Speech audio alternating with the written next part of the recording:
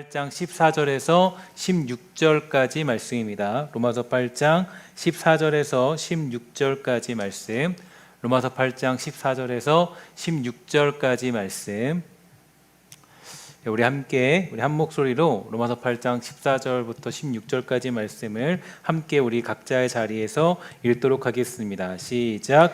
너희는 다시 무서워하는 종의 영을 받지 아니하고 양자의 영을 받았으므로 우리가 아빠 아버지라고 부르짖느니라.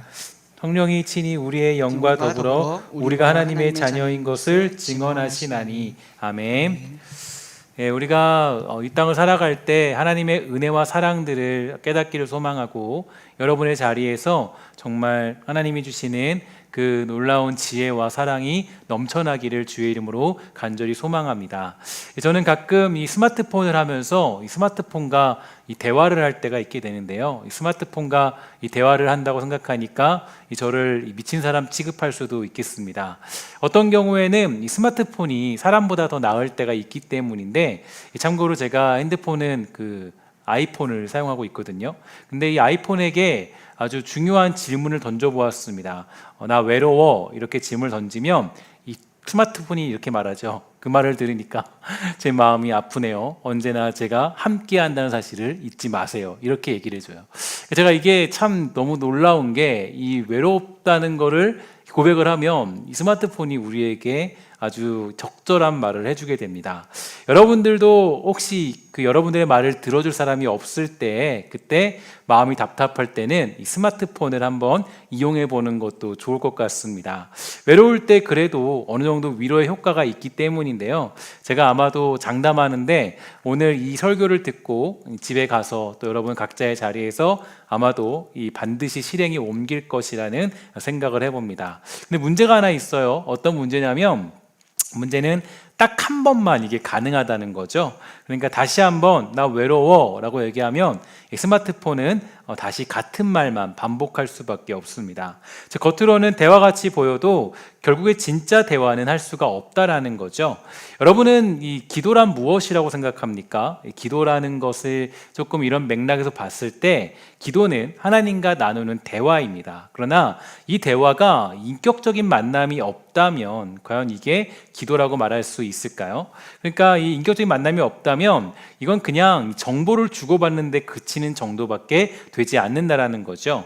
이 티머시 워드라는 신학자는 성경 말씀을 대하는 건 곧 살아계신 하나님을 만나는 일이다, 이렇게 말해 주었습니다. 그러므로 우리의 신앙은 이 지식만을 서로 공유하는 것이 아니라 이 하나님과 인격적으로 교제하면서 성숙해지는 것입니다. 그리고 그 중요한 도구 중에 하나가 바로 기도가 되는데요. 이 말씀을 통하여서 하나님을 만나고 기도를 통하여서 이 깊은 대화를 하면서 인격적으로 서로 교제하는 것, 이것이 없으면 우리는 진정한 신앙의 기쁨과 성숙을 맞이할 수 없습니다. 바라기는 여러분의 각자의 자리에서 이 살아계신 하나님을 직접 만나고 또 교제할 수 있는 하나님의 놀라운 축복이 여러분들의 자리 가운데 있게 되기를 주의 이름으로 간절히 소망해 봅니다. 여러분, 이때 우리가 지금 사회적 거리두기를 하고 있는데요. 제가 언젠가 이 사회적 거리두기 2.5단계가 되기 전에 한 집사님이 저녁에 기도를 하시면서 이렇게 말씀하셨습니다. 기도하시면서 고백하신 게, 하나님, 이 시기를 보낼 때 우리가 사회적 거리두기 시기를 보내고 있습니다. 혹시 이러한 때 우리도 하나님과 거리두기를 하고 있지는 않은지요? 이렇게 하면서 기도하시는 그런 기도의 이야기를 들은 적이 있는데요.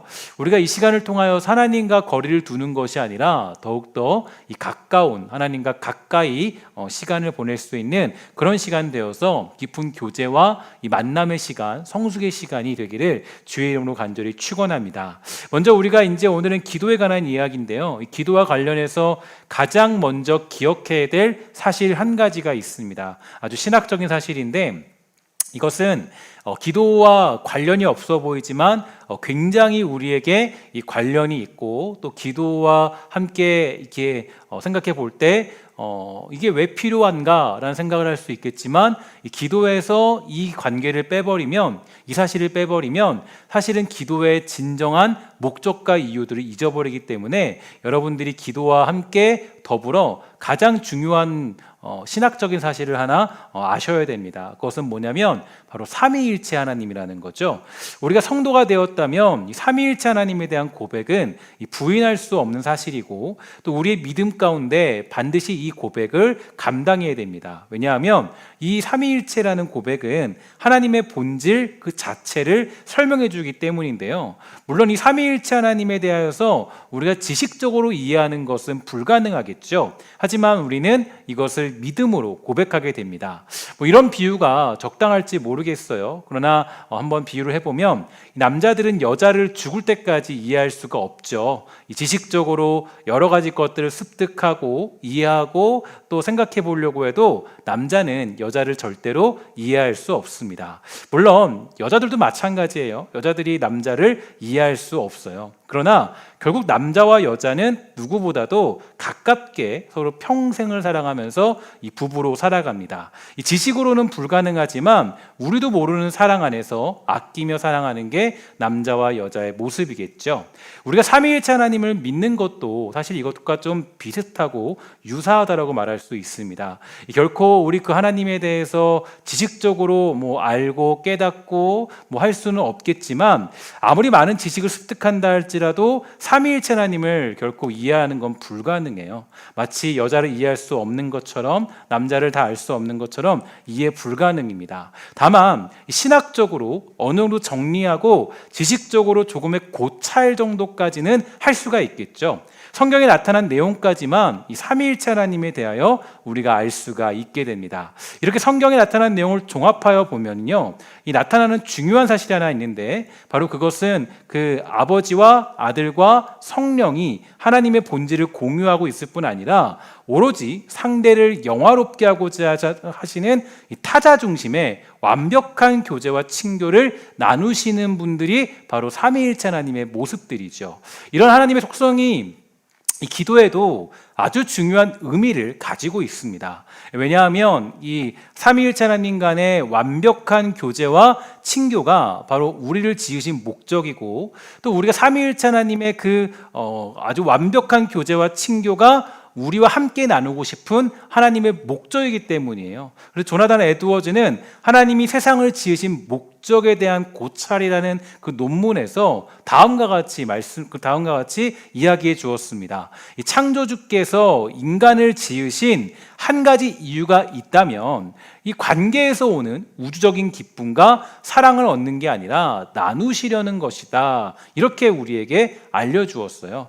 즉 하나님께서 인간을 지으신 목적은 저와 여러분들을 통하여서 더 큰 기쁨과 이 만족을 누리면서 그렇게 독식하려는 것이 아니라 삼위일체 하나님께서 누리시고 계신 최고의 교제와 사랑을 우리에게 나누어 주기 위함이다. 그래서 우린 기도할 때 아주 중요한 특권을 한 가지 가지고 있죠. 어떤 특권입니까? 바로 하나님을 나의 아버지라고 부르는 특권이에요.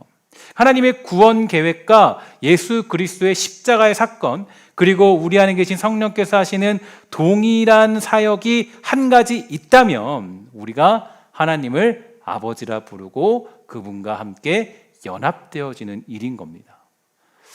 이 사실이 굉장히 중요한 거죠. 그러니까 우리가 하나님을 아버지라고 부르고 또 그분과 함께 연합되어지는 것, 이것이야말로 우리들이 누릴 수 없었던 특권을 누리게 되는 특권입니다.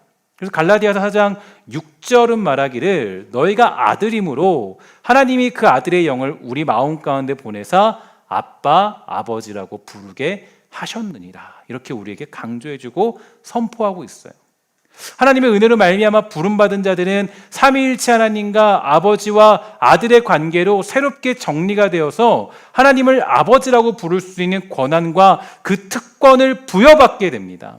물론 개 중에는 아버지에 대한 부정적인 인식이 있기 때문에 이게 왜 우리의 특권인가 이렇게 이해할 수 없을지 모르겠지만, 성경에서 언급하는 아버지와 자녀의 관계는 매우 밀접하고도 친밀하게 인격적인 사랑을 나누게 됨을 의미하죠. 그리고 기도는 이러한 아버지의 사랑을 마음껏 느끼고 누리는 방법인 동시에 보살핌을 받고 있다는 확신을 토대로 하는 것입니다. 특히 오늘 본문에서 바울은 우리에게 잘 설명해주고 있는데요. 이렇게 이야기해주고 있죠. 무릇 하나님의 영으로 인도함을 받는 사람은 곧 하나님의 아들이다. 너희는 다시 무서워하는 종의 영을 받지 아니하고 양자의 영을 받았으므로 우리가 아빠 아버지라 부르짖느니라. 성령이 친히 우리의 영과 더불어 우리가 하나님의 자녀인 것을 증언하시나니. 아멘. 뭐라 그러죠? 성령이 친히 우리의 영과 더불어 우리가 뭘 증언한다 그래요? 야, 너가 뭐 얼마나 많은 뭐 돈을 가진지 아니? 아니면 너가 얼마나 많은 뭐 보물이 있는지 아니? 명예가 있는지 알아? 이런 걸 증언하는 게 아니라 우리 안에 계신 성령께서 증언해 주는 것은 우리가 하나님의 자녀, 즉 아버지와 아들과의 관계를 증언해 준다라는 거예요. 여기 보면은 하나님의 애정 어린 관심을 받는 거룩한 자녀들에게 우리로 하여금 성령님은 하나님을 아빠 아버지라고 부르게 하십니다. 이것이 가지고 있는 본래적인 의미는요, 열렬한 기도를 설명하는데 자주 쓰이는 표현으로서 크고 열정적인 부르짖음을 가리켜요. 그러니까 이 크고 열정적인 부르짖음이란 우리가 생각하는 것처럼 목소리가 큰 통성기도나 비명소리 같은 것이 아닙니다. 그러니까 아빠, 아버지 이렇게 부른다는 것은 마치 자녀가 아버지를 온전히 믿고 신뢰함으로 가장 위급한 순간에 내가 아빠를 찾는 것 같은 그런 모습들. 그래서 또 어떤 상황에도 친밀하게 아빠를 부르는 모습들.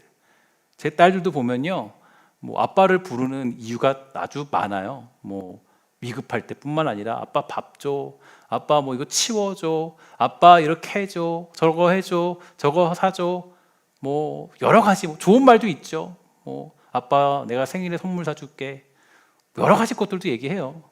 하지만 여러 가지 것들을 봤을 때 그게 관계가 아니면 불가능하다라는 거예요. 그러니까 아빠라고 부를 때는 관계를 의미하는 겁니다. 하나님을 아빠 아버지라 부른다, 열렬하게 부른다, 부르짖는다, 큰 소리로 아빠를 부르는 것이 아니라 바로 관계의 그런 깊은 관계 속에서 부르는 아빠 아버지를 의미하는 겁니다. 그리고 예수님은 이러한 특권과 권한을 자신의 공생애를 통하여서 제자들 앞에 반복해 주셨고요. 그들 역시 하나님을 자신과 같이 아버지라고 부를 수 있는 권한을 허락해 주시죠. 우리를 삼위일체 하나님의 완벽한 교제에 부르시고 초청하셔서 그것을 누리도록 하신 것입니다. 이뿐만이 아니에요. 오늘 본문 로마서 8장 26절, 28절 우리가 읽지는 않았지만 26절과 28절을 보면 이렇게 얘기해요. 이와 같이 성령도 우리의 연약함을 도우시나니 우리는 마땅히 기도할 바를 알지 못하나 오직 성령이 말할 수 없는 탄식으로 우리를 위하여 친히 간구하시느니라. 마음을 살피시는 이가 성령의 생각을 아시나니 이는 성령이 하나님의 뜻대로 성도를 위하여 간구하심이니라. 우리가 알거니와 하나님을 사랑하는 자 곧 그의 뜻대로 부르심을 입은 자들에게는 모든 것이 합력하여 선을 이루느니라. 아멘. 성령님의 탄식이란 우리가 이 절망적인 일들을 맞이하거나 막다른 골목에 몰린 상황만이 아닙니다. 살아가면서 겪게 되는 모든 삶의 처지와 현실들을 의미하고 있죠. 물론 우리가 장차 하나님의 영광을 누릴 것이지만 그럼에도 불구하고 인간의 연약함으로 인하여 겪게 되는 불안감과 괴로움, 충족할 수 없는 삶의 처지를 압축한 표현이 되는 거예요. 즉 성령님은 우리가 겪는 모든 삶의 처지와 현실 가운데 나타나는 그 신음 가운데 하나님의 영광을 보고자 하는 깊은 갈망을 심어주시고 그것을 당신 자신의 탄식으로 바꾸어 내십니다. 그래서 우리의 기도와 그 현실 속에 담겨있는 모든 것들이 오늘 본문에서 보는 것 같이 결국에는 합력하여 선을 이루게 되는 영광을 누리게 되는 거예요. 그러므로 여러분 이 기도라는 건요, 한 사람 한 사람의 삶을 하나님이 원만하게 이끌고 계시고 나쁜 일들도 정말 결국은 유익한 열매를 맺게 되어 앞으로 더 영광스러운 미래가 찾아오리라는 점을 또렷이 확인시켜주는 중요한 도구가 되는 겁니다. 또한 우리가 하나님과 기도할 수 있고 그분을 아버지라고 부를 수 있는 이유가 있어요. 그 이유는 어떤 거냐? 바로 예수 그리스도의 십자가 사건 때문이죠. 예수께서 우리를 대신하여서 십자가 지심으로 거룩하신 하나님의 임재 앞에 담대히 갈 수 있게 되었을 뿐 아니라 하나님을 아버지라고 부를 수 있게 되는 놀라운 특권을 누리게 된 것입니다. 예수님의 공생애를 보면요, 예수님은 언제나 늘 하나님을 뭐라고 부르셨죠? 아버지라고 부르셨어요. 하늘에 계신 우리 아버지, 아바 아버지. 그런데 딱 한 번 그분이 하나님을 향하여서 아버지라는 단어를 포기하십니다. 언제였을까요? 바로 십자가에 달려 돌아가실 때예요. 십자가에 돌아가실 때 뭐라고 하십니까? 나의 하나님, 나의 하나님, 어찌하여 나를 버리십니까? 주님께서 하늘 아버지와의 관계를 포기하신 덕분에 우리들은 하나님을 아버지라고 부를 수 있는 그런 권한을 가지게 된 것입니다. 예수님은 우리가 그 마땅히 받아야 할 영원한 형벌을 대신 짊어지셨고요, 그 모든 값을 치르셨어요. 그리하여서 우리들은 하나님을 아버지라고 부르며 기도할 수 있게 된 것이죠. 이것이 바로 기도의 값입니다. 이처럼 저와 여러분들이 기도한다는 건, 그것은 그저 내가 하나님 이것저것 해주세요 라고 간청하는 주문과 같지 않아요. 보통 우리들은 인생이 순조롭고 평안하고 안전하다 싶으면 기도하자고 하고자 하는 마음이 잘 들지 않습니다. 그래서 기도가 무미건조해지는 거예요. 온전히 죄를 고백한다거나 오랜 시간 하나님을 찬양하고 높이는 경우는 드물고 전혀 없다고 해도 과언이 아닙니다. 쉽게 말해서 형편에 쫓겨서 어쩔 수 없이 머리를 조아리며 기도하다 보니까 기도의 깊은 의미를 경험할 수 없는 거죠. 기도는 단순히 내가 주문을 외워서 무언가를 얻어내거나 행복해지는 수단 정도가 아닙니다. 기도의 참 기쁨을 누리기 위해서는 그분과의 교제가 필요해요. 그분과의 진정한 만남, 그분과의 진정한 교제, 인격적인 만남, 바로 이것들이 필요한 거예요. 가끔씩 보면 우리가 다 경험한 일이지만 연인들이 보면 분명히 어제도 만났는데 오늘도 만나고 싶어 해요. 그죠? 어제 만나는데 뭐하러 보냐? 세상 사람도 이해할 수 없어요. 저 사람들 어제 만났잖아. 너 어제 만났잖아. 너 왜 또 오늘 만나러 가는 거야? 이렇게 말할 수 없어요. 왜 그래요? 그 깊은 교제가 있기 때문이에요. 그 사람과 만나고자 하는 깊은 교제가 있기 때문이에요. 연인끼리 만나서 가끔씩 물어봐요. 연애하는 사람들에게 물어볼 때가 있어. 너네 뭐 하니? 저도 연애한 지가 좀 오래됐기 때문에, 벌써 15년, 20년이 됐기 때문에 거의. 근데 15년 정도 됐죠. 그죠? 근데 이제 거의 이렇게 연애, 지금도 물론 연애하는 것처럼 살고 있지만, 근데 어쨌든 그 연애하는 분들에게 물어볼 때가 있잖아요. 여러분들 궁금하잖아요. 아니 도대체 너네 만나서 뭐 해? 왜 매일 만나서 뭐 하는 거야? 하는 거 없대요. 뭐예요? 그냥 손잡고 걸어 다니고, 뭐예요?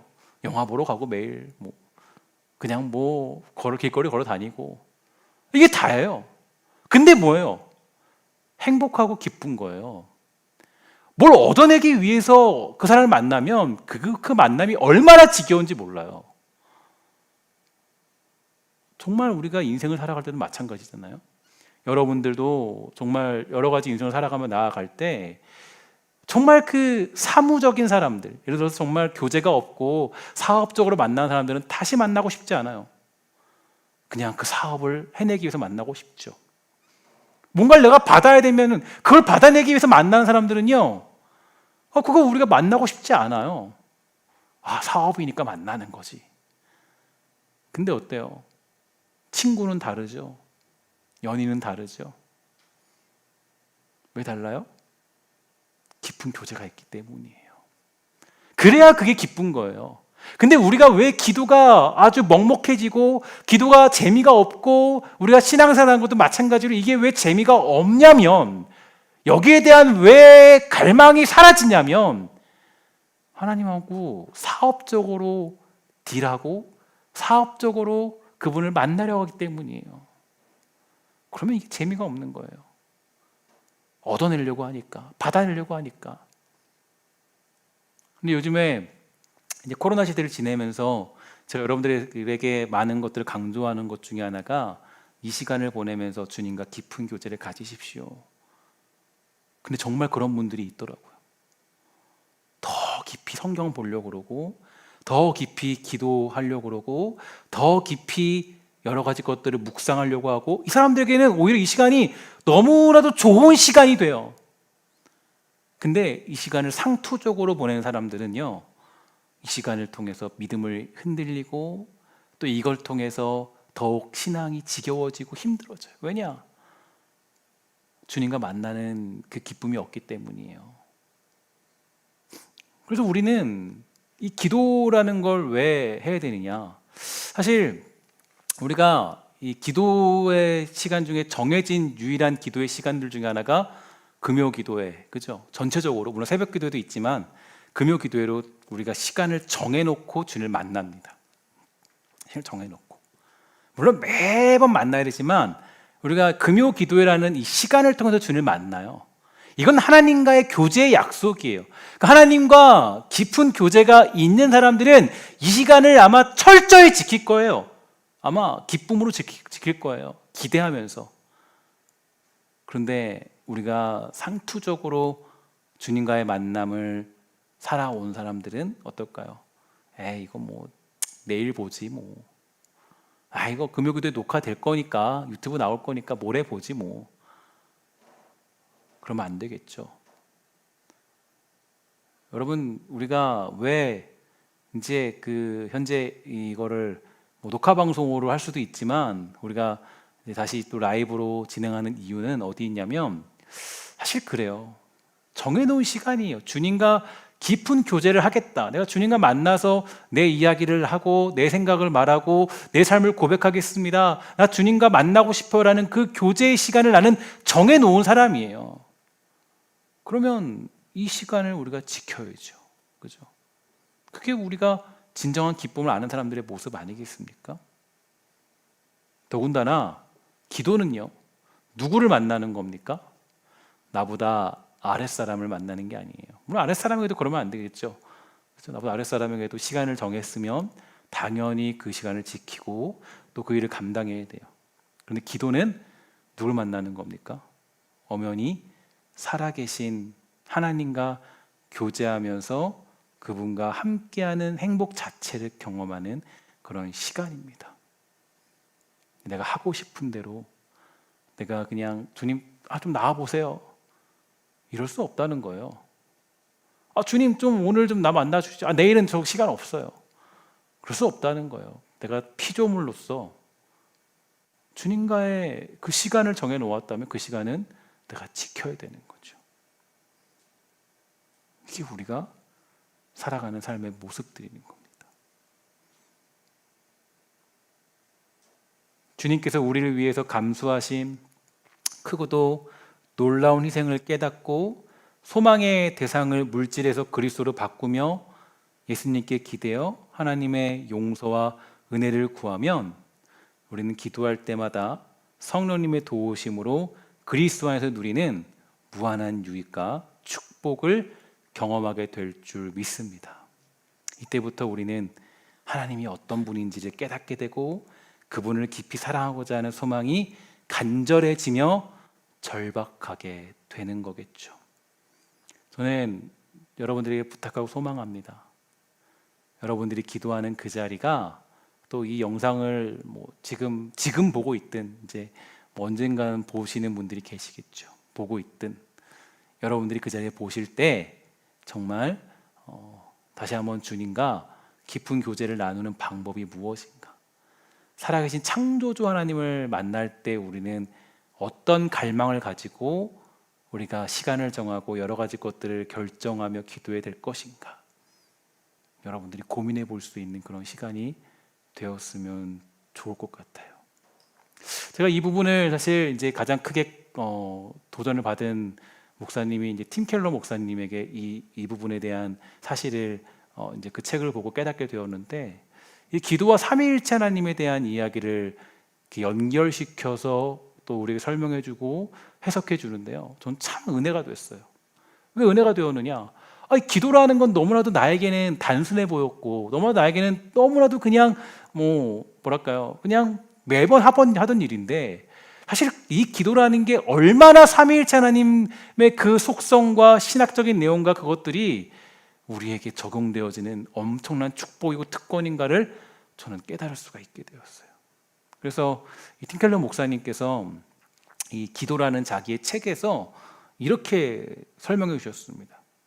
가정 환경이 좋지 않은가, 실패했다는 생각이 드는가, 삶이 외로운가, 절망의 늪으로 점점 더 깊이 빠져들고 있는가, 지금 하나님과의 새로운 관계가 필요하다. 우리의 형제 예수가 이루 헤아릴 수 없을 만큼 큰 대가를 치른 까닭에 아버지 하나님이 붙잡아 일으키실 것이다. 기도는 우리를 위해 예수님이 행하신 일을 배워야 할 뿐만 아니라 날마다 하나님이 베푸시는 혜택을 받아 누리는 길이다. 이렇게 우리에게 설명해 주십니다.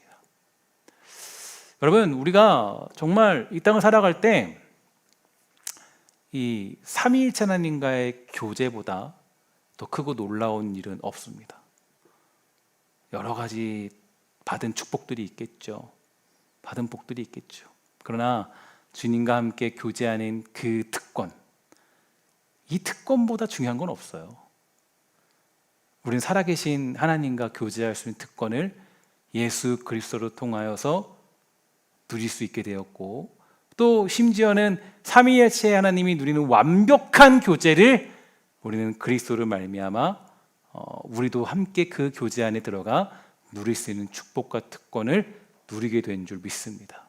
여러분, 우리 각자의 자리에서 기도할 때 여러분 축복하고 소망하는 건 우리 주님과의 깊은 교제가 더욱더 깊어지고 넓어지게 되기를 주의 이름으로 간절히 소망합니다. 정말 그래서 저도 사실 요즘에 이런 시간을 보낼 때 참 걱정이 많이 돼요. 걱정이 많이 되고, 여러분들이 많이 이제 어떻게 보내실까, 이제 어떻게 이 시간을 보낼까 걱정이 많이 되죠, 목회자로서.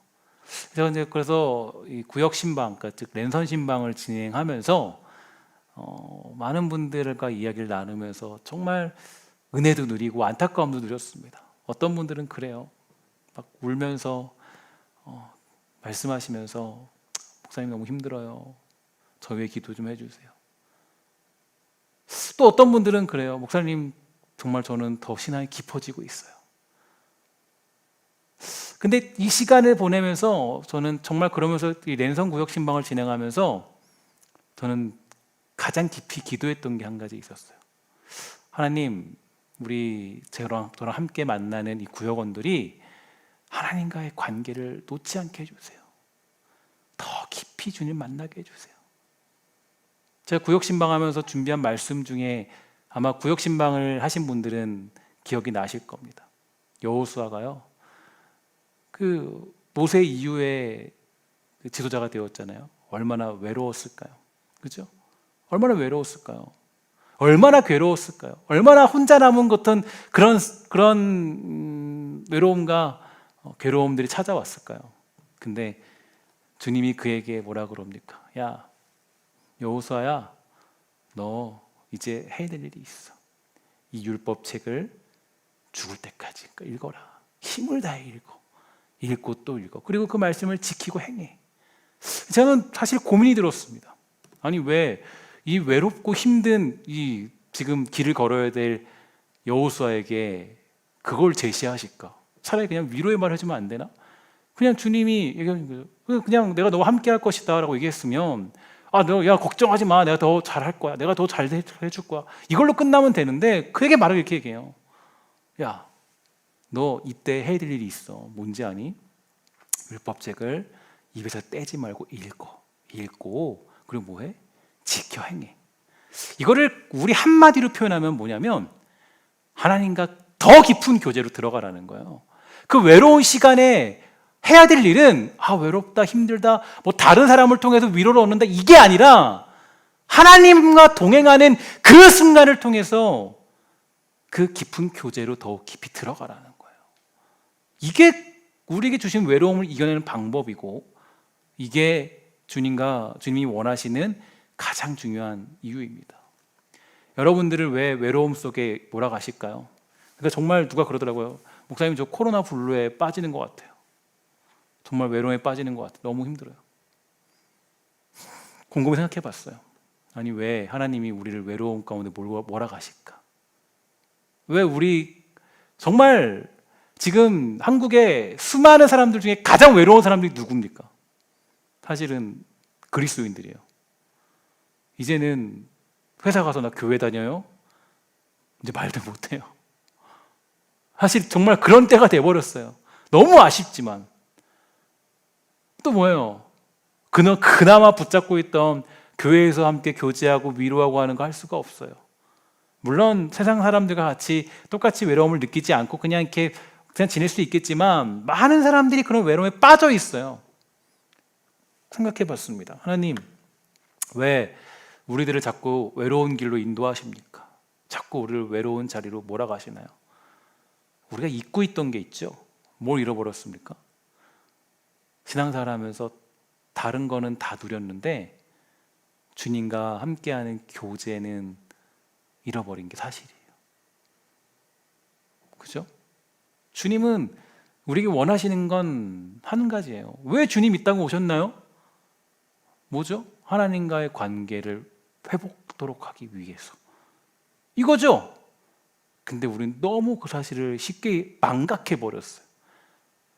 한국교회가 또 교회가 이야기하는 가장 중요한 핵심적인 내용은 바로 무엇입니까? 주님과 깊은 교제로 들어가는 겁니다. 사랑하는 여러분, 우리 이럴 때 기도의 자리를 포기하지 마시고, 그죠? 여러분 뭐 하셔야 돼요? 더욱더 주님과 깊은 기도의 자리로 들어가셔야 됩니다. 저 여러분을 위해서 기도하고 소망합니다. 여러분들 모두가 각자의 자리에서 골방 가운데 주님 만나는 축복, 주님과 깊이 교제하는 놀라운 회복이 사랑하는 우리 신성의 권속들과 또 성도들에게 있게 되기를 주의 이름으로 간절히 축원합니다. 기도하도록 하겠습니다. 우리 하나님께서 우리에게 주님과 교제할 수 있는 특권을 주셨는데, 하나님이 우리에게 예수 그리스도를 주심으로 말미암아 우리 하나님의 깊은 교제 속에 들어가도록 인도해 주셨는데 우리는 가장 중요한 그 사실을 잊어버렸습니다. 하나님, 이 시간을 통하여서 더욱더 주님과 깊은 교제 가운데 들어가도록 허락하여 주시고 주님과 더욱더 깊은 그런 교제의 시간을 가지는 복된 시간 되도록 주님 허락하여 주시옵소서. 주님이 함께할 줄 믿사오며 모든 말씀 예수님의 이름으로 간절히 기도합니다. 아멘.